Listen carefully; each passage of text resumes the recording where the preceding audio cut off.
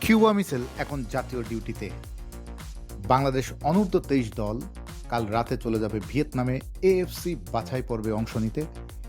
সেই বাছাই পর্বে যাওয়ার আগে বাংলাদেশ অনূর্ধ্ব-23 দল সেরে নিচ্ছে নিজেদের প্রস্তুতি। জাতীয় স্টেডিয়ামে কিউবা মিচেল, জায়ান আহমেদ, তানিল শালিক, মুরসালিনদের দেখা গেল শেষবারের মতো বাংলাদেশে প্রস্তুতি সারতে।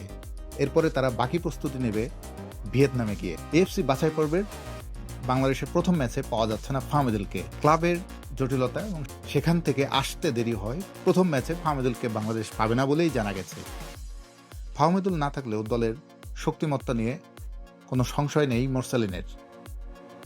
বাংলাদেশ অধিনায়ক মনে করেন দলের যে প্রস্তুতি সেই হিসাবে তারা ভালো কিছু উপহার দিতেই তৈরি।